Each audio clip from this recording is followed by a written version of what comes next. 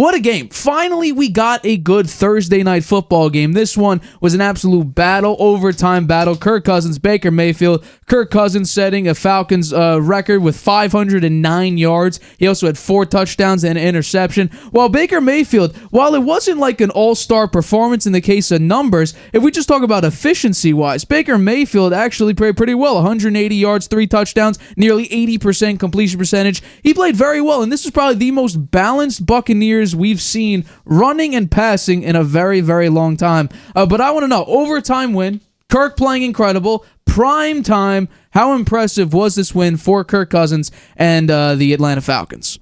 My takeaway here from the Falcons is Falcons never say die, never give up. Looked like they were beat twice, right? When Mooney missed the pass and Cousins threw the interception with less than 2 minutes to play. There were 5 lead changes in the game. Lots of lead changes there late in the game. Here we go. Here's the drop pass. That was shocking, actually, that he dropped that one. And here goes the INT, which he threw it right to him, man. That was a bad interception. He got lucky that the defense stopped him. And that's I'll get into my Bucs take, but I want to just finish up here with the Falcons. Never say die, never give up. They made the plays when it mattered. To get that tying field goal, a 54-yarder by Koo, who was only 3 for 5. He had a lot of trouble early in the game, but he made it. He made it when it counted, and that was not an easy field goal. And the TD in overtime to Hodge, who was a journeyman guy. He'd only had one other touchdown in his career, and in this case, look at this. Where was the defense, man? There was sloppy tackling by the Bucs all night long. They had their chances to win, and they just blew it. But this guy, 5-yard pass. The other guy, the defender, went for looked like he was trying to go for the interception, and he missed, and that gave him. He lost his chance for the tackle, and then Hodge just outran everybody to the end zone. He said they put him up on their shoulders after he scored that TD. He said, I tried not to cry, but I did. So I thought that was kind of cool. I think Cousins is the first time he's ever passed for 500 yards, 509 in the game. It was interesting.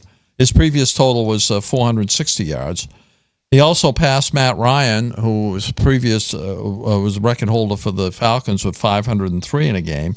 And it was interesting that that was the night that they put Ryan in their Ring of Honor. So Cousins came up big and made people forget about Matt Ryan. Cousins said, it's amazing what you can do when you're out there on the field and you're getting more chances. And he completed passes to 7 different receivers. I think what he's getting now is confidence, understanding, and anticipation.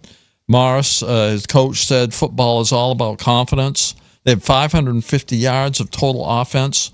They ran 30 more plays than Tampa Bay did. It was quite a performance by the Falcons. And before I get into the Bucs, I'd like to hear what you have to say.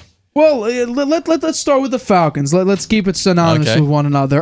Was this an impressive win? Absolutely, because Kirk Cousins has a history of choking in the big-time moments. The last time we really saw Kirk Cousins in a massive big-time moment, I'm sure Giants fans are happy, which was the wild card game between the Vikings and the Giants, where at that point, the Vikings were actually 11-0, which was an NFL record in one-score games, which is absolutely absurd. And then Daniel Jones took him to the cleaners and ended up winning that wild card game. But that was the last really big-time moment we saw. You could also argue this season, Chiefs, Falcons, they nearly won that game. But I'm talking about really big moment when it mattered the most. And I think this game really showed that because it was a battle. If Kirk Cousins really slipped up one major time, now that was almost the case in that interception in the fourth quarter, which I'll bring up right now.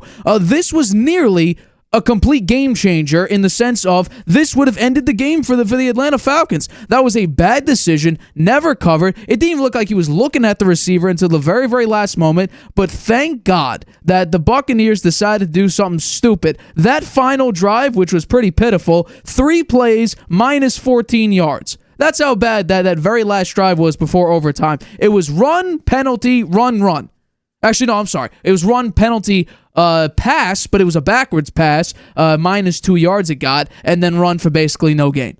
So thank God that turnover did not equal points, because that penalty actually knocked them at a field goal range and they had to punt.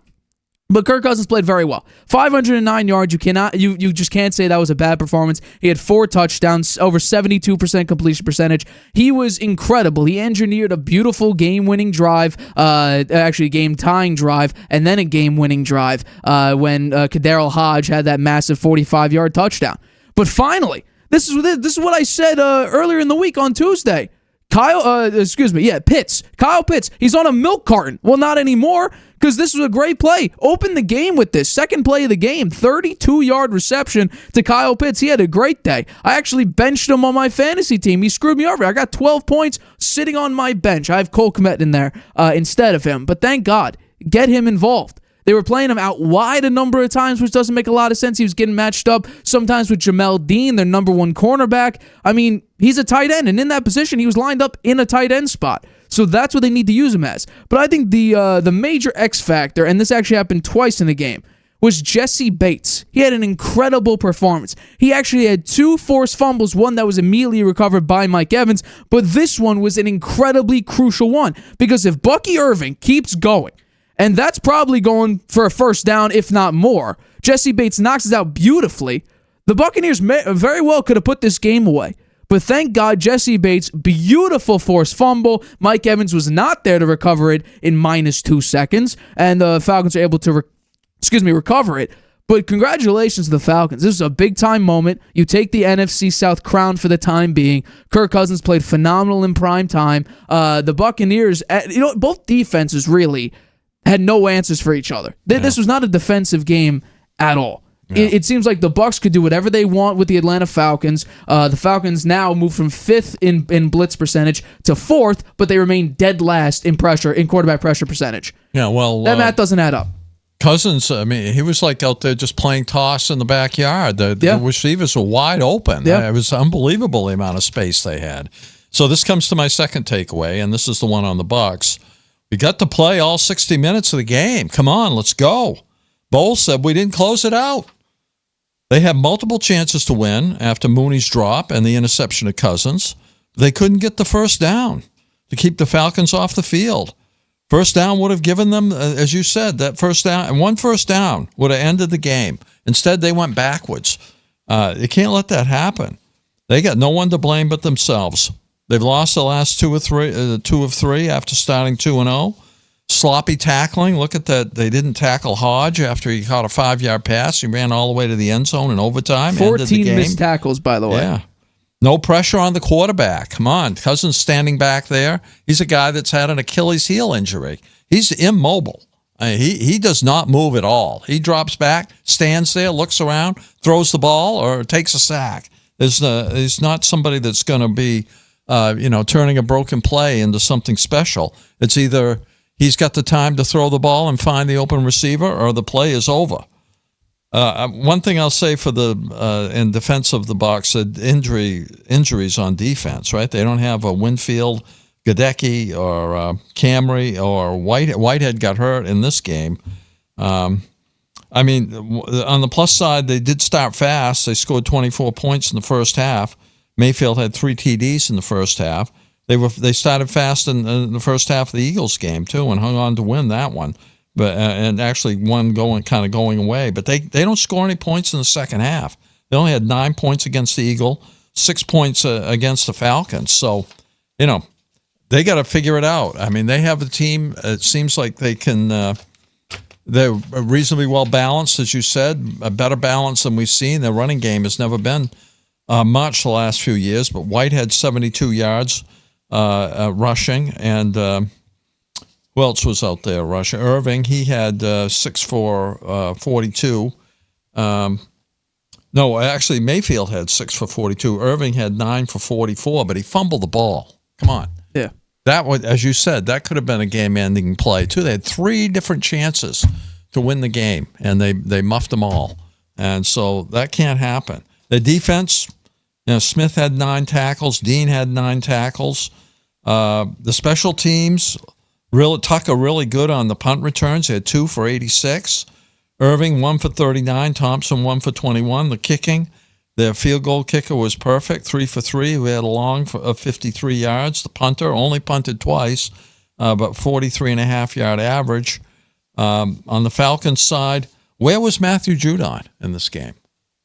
Did he get a tackle? Or he didn't have a sack? He had 2 pressures. That's it. 2 pressures. That's it. Come on, you got to play better than that. 2 tackles, 2 pressures. Yeah, you got to play better than that. He's supposed to be a superstar out there. So, hats off to the Falcons. They found a way. They never gave up. They never said die. Boo on the Bucs, who didn't play all 60 minutes of the game. I think what we saw from Baker Mayfield was incredible. I mean, he orchestrated several beautiful drives. He ran when he needed to. When it seemed like Mike Evans or Chris Godwin would get too much attention, he would just break open from the middle of the field and run for a bunch of yards. I mean, he has done a tremendous job so far since coming to the Buccaneers. And you know what? I'm glad you haven't, really drilled this into me in a very long time. I keep getting more wrong and more wrong and more wrong about my previous Baker Mayfield take. But I did admit I was wrong at the time, because when he came to the Buccaneers, my God, he went from like a 15 to 20 overall quarterback to now being well above the top 15, and you could say at least right now, and it's crazy to believe some of the top 10 quarterbacks so far this season, but Baker Mayfield is playing like a fringe top 5 quarterback. Yeah, well, Cleveland should have hung on to him. The reason he played poorly for them is he was hurt. Yeah. He tried to play when he was hurt. He shouldn't have. He should have said, you know what, I'm hurt. Take me out of the game, because it made him look like he just wasn't a good quarterback, and that wasn't the deal. He was hurt. Right. Well, I would say that there were 2 massive, actually pretty crazy plays. This first one was a touchdown throw to Darnell Mooney, and my God, Kirk Cousins with the accuracy on this play, and Darnell Mooney to get up there and make this catch. This is the All-22. I mean, this was a spectacular catch. Turn around, boom, land on it. And how about Baker Mayfield? The placement of this throw. Look at this. Rolling out to his right, firing, and that angle looks like it's okay. But check out this back angle. I mean, this is one of the tightest windows you could probably say. Look at that. Beautiful throw to Sterling Shepard. A gorgeous throw. There were 2 tremendous plays in this game. But I think when it comes down to it, it was the Bucs' inability to get that first down after the Kirk Cousins interception, and then several missed tackles. I mean, McCollum, he was trying to go for the pass breakup, it seems like. Just get the tackle. It's overtime. You're just trying to mitigate the amount of yards you can get to either keep them in field goal range to only allow a field goal, because you don't want them scoring a touchdown. Otherwise, you saw what happened. 45-yard touchdown for Hodge. End of the game. But this is the game that I've been waiting for, that people have been waiting for. A phenomenal Thursday night football game, which Amazon has been screwed over a number of times. So thank God we finally got an exciting game. Yeah. Kirk Cousins, 509 yards. Do you think anybody will surpass that this year? 500 yards, 4 TDs? I would need to look at the quarterback to defense matchups, but my guess would be no. 75% completion percentage?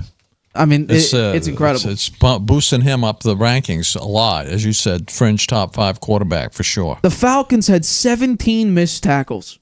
17, and the Buccaneers had 14. Yeah. Tackling has been an issue. It was not a defensive game at all. Yeah. It was all offense. And it was. But it was fun to watch. That's exciting. It was fun to watch. Exactly. I enjoyed the game a lot.